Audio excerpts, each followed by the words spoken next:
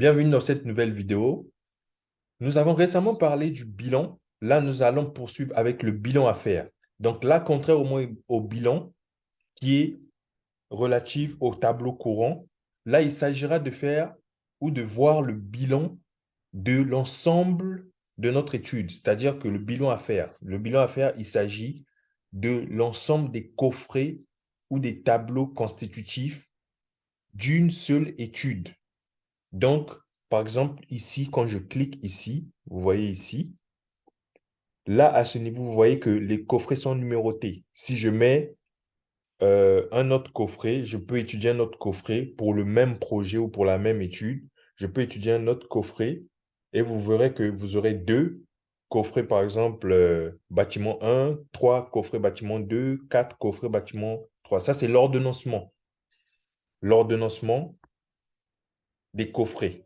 Donc ici, vous voyez bien, vous aurez toute la liste des coffrets. Il peut en avoir 3, 4, 5, 10, mais tous ces coffrets peuvent être liés à la même affaire. C'est-à-dire que, prenons le cas d'un bâtiment. Le bâtiment, quand vous faites l'étude électrique d'un bâtiment, par exemple de 3 niveaux, le bâtiment est lié à un seul projet.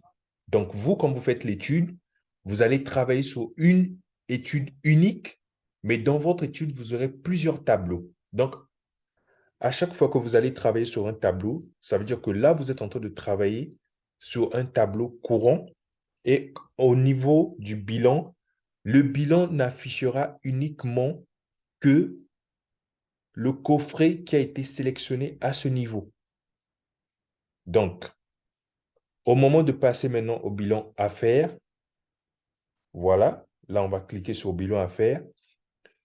Là, vous aurez les éléments de l'ensemble de votre étude, c'est-à-dire que les éléments constitutifs de toute l'affaire. Donc, s'il y a 10 tableaux, vous aurez tous les éléments constitutifs des 10 tableaux dans le bilan à faire.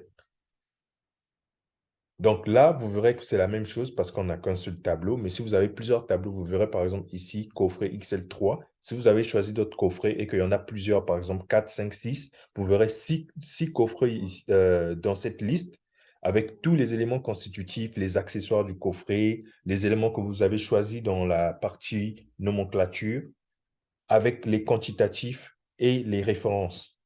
Donc, le bilan à faire, il s'agit simplement d'avoir tous les éléments constitutifs de notre étude, peu importe le nombre de coffrets qui a été étudié dans ce projet unique.